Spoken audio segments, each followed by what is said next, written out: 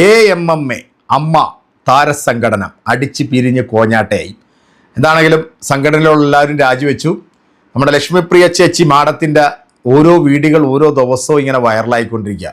പുള്ളിക്കാരി സത്യസന്ധമായിട്ടുള്ള ഒരു ആക്ട്രസ് ആണ് കേട്ടോ. കാരണം സഹപ്രവർത്തകരോടൊക്കെ വളരെ മാന്യമായി പെരുമാറുകയും അവരോടൊക്കെ വളരെ സ്നേഹവും കരുതലും ആദരവും ഒക്കെ കാണിക്കുന്ന ആ ഒരു ആക്ട്രസ്സാണ് നമ്മുടെ ലക്ഷ്മിപ്രിയ ചേച്ചി. അപ്പോൾ നമ്മുടെ ലക്ഷ്മിപ്രിയ ചേച്ചി അൻസിബ എന്ന് പറയുന്ന ആ ഒരു സഹപ്രവർത്തകയായിട്ടുള്ള ആ ഒരു കുട്ടിയോട് വളരെ സ്നേഹത്തിൽ കുറച്ച് കാര്യങ്ങൾ സംസാരിച്ചതിൻ്റെ പരിണിത ഫലമാണ് ഇന്ന് നമ്മൾ കണ്ടുകൊണ്ടിരിക്കുന്ന അമ്മ എന്ന് പറയുന്ന താരസംഘടനയുടെ ഇപ്പോഴത്തെ ഈ ഒരു അവസ്ഥ.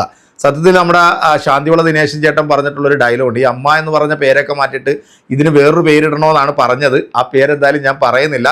എന്താണേലും ചേച്ചി പറയുന്നത് അൻസിബ എന്ന് പറയുന്നത് എനിക്ക് പറ്റിയൊരു ഇരയല്ല എന്നാണ് പറയുന്നത്. ചേച്ചിയും ചേച്ചിയുടെ സഹപ്രവർത്തകരൊക്കെ രാജിവെച്ചതോടുകൂടി ഈ സംഘടന ഇനിയെങ്കിലും നന്നാകുമെന്നാണ് ഞാൻ പ്രതീക്ഷിക്കുന്നത്. അപ്പോൾ അൻസിബയ്ക്കെതിരെ ചേച്ചി ഒരു പരാതി കൊടുത്തു. ആ പരാതിയുടെ അടിസ്ഥാനത്തിൽ അൻസിബയെ ഏതാണ്ട് 3 മണിക്കൂർ പോലീസ് ഹരാസ്മെന്റ് ചെയ്തു എന്നൊക്കെ നമ്മൾ അറിഞ്ഞു. പിന്നെ നമ്മുടെ ടിനി ടോം എന്ന് പറയുന്ന തങ്കക്കുടത്തെ കുറിച്ചിട്ട് നമ്മുടെ ശാന്തിവള ദിനേശൻ പറഞ്ഞത് 11 പുരുഷവേശി എന്നാണ് പറഞ്ഞത്. സത്യത്തിൽ ഇവന്റെ സിനിമകളും ഇവന്റെ കോമഡികളും ഇവൻ കണ്ടാൽ തല തല്ലി ഇവൻ തന്നെ ചാകും. അമ്മാര് സാധനമാണ് ഇവൻ ഇത്രയും നാളും മലയാള സിനിമയിൽ ഉണ്ടാക്കി വെച്ചത്. എന്തായാലും നമുക്ക് ചേച്ചിയുടെ ഒരു മാസ് ഡയലോഗ് ഉണ്ട്, അതൊന്ന് കേട്ടാലാ. അൻസിബ വിചാരിച്ചാൽ തകർന്നു പോകുന്ന ഒരാളല്ല ലക്ഷ്മിപ്രിയ. പക്ഷേ അൻസിബയുടെ പിന്നിൽ കൃത്യമായിട്ടും അജണ്ടയുണ്ട്. ഇവിടുത്തെ മതവർഗീയവാദികൾ അൻസിബയുടെ പിന്നിൽ ഉണ്ട് എന്ന് ഞാൻ ബലമായി സംശയിക്കുന്നു. എങ്ങനെയുണ്ട് ചേച്ചി പറഞ്ഞത് കേട്ടില്ലേ? അൻസിബയുടെ പിന്നിൽ ഇവിടുത്തെ മത തീവ്രവാദികൾ പിന്നിലുണ്ട്.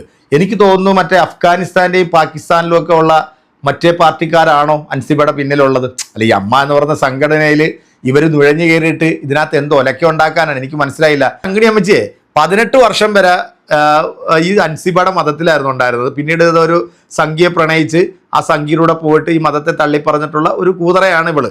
എന്തോ ആയിക്കോട്ടെ, ഈ സംഘടനയിൽ ഒരു മതസ്ഥാപനത്തിൻ്റെയും ഫണ്ട് വാങ്ങാൻ പാടില്ല എന്ന് അൻസിബ പറഞ്ഞതിൻ്റെ പേരിലാണ് അൻസിബയ്ക്കെതിരെ ഇവർ കുറച്ച് ആളുകൾ, അതായത് സിനിമയിലും ഈ വിഷം കലർത്തുന്ന ചില വിഷജീവികളുണ്ടല്ലോ, ഇവരെല്ലാം കൂടെ അൻസിബയ്ക്കെതിരെ തിരിഞ്ഞത്. ഒറ്റ തിരിഞ്ഞവരെല്ലാം കൂടെ ആക്രമിക്കാൻ നോക്കിയത്. എന്തായാലും സത്യം ജയിച്ചു എന്ന് പറയാതിരിക്കാൻ പറ്റില്ല. കാരണം ഈ താരസംഘടനയിലുള്ള ഭൂരിഭാഗം ആളുകളും അൻസിബയ്ക്കൊപ്പമായിരുന്നു. അൻസിബ പറയാനുള്ള കാര്യങ്ങളൊക്കെ അമ്മ സംഘടനയിൽ കേട്ടു. അതിനുശേഷം ഇവരെല്ലാവരും രാജിവെച്ച് പുറത്തേക്ക് പോകുന്നതാണ് നമ്മൾ കണ്ടത്. പിന്നെ ചേച്ചി പറഞ്ഞ മറ്റൊരു കാര്യം എന്ന് വെച്ച് കഴിഞ്ഞാൽ, ഞാൻ മരിച്ചാൽ പൊന്നമ്മ ബാബുവും നമ്മുടെ ഉഷയും ഒന്നും എൻ്റെ ശവം പോലും കാണാൻ വരരുതെന്നാണ് പറഞ്ഞിരിക്കുന്നത്. നിന്റെ ശവം അല്ലേലും ആരും കാണാൻ വരത്തില്ല. കാരണം അതുപോലെ വിഷം തുപ്പുന്ന ഒരു വിഷജന്തു ആണെന്നുള്ളത് കേരളത്തിലെ ജനങ്ങൾക്ക് നന്നായിട്ട് മനസ്സിലായിട്ടുണ്ട്. പൊന്നമ്മ ബാബു തന്നെ പറഞ്ഞിട്ടുണ്ട് പല പ്രാവശ്യം ഈ അൻസിബയെ ജിഹാദി എന്ന് വിളിക്കുന്നത് അവരവരുടെ ചെവി കൊണ്ട് കേട്ടിട്ടുണ്ടെന്ന്. വിഷം ഇവളുടെ മനസ്സിലുണ്ടെന്നുള്ളത് നമുക്ക് മനസ്സിലായല്ലോ അല്ലേ? കല എന്ന് പറയുന്നത് അതെല്ലാവർക്കും ആസ്വദിക്കാനായിട്ടുള്ള അത് വിഷം കലർത്തുന്ന ഇതുപോലത്തുള്ള വിഷജീവികളെയൊക്കെ തിരിച്ചറിയാൻ സാധിച്ചതിൽ വലിയ സന്തോഷം. അപ്പൊ ഇനി ചേച്ചിക്ക് വീട്ടിൽ ഇരിക്കാം. തങ്കക്കുടത്തിന്റെ ഈ തങ്കമാന ഈ പുരിതമാന മനസ്സിനുടമയായിട്ടുള്ള നമ്മുടെ ചേച്ചി അതേ സഹപ്രവർത്തിയെ കുത്തിയിരുന്ന് പിരാകിയതും അവര് നശിച്ചു പോകണമെന്നൊക്കെ പിരാകിയതൊക്കെ നമ്മൾ കേട്ടതാണല്ലേ. അതും ഒരു സ്ത്രീ തന്നെ ആയിരുന്നു.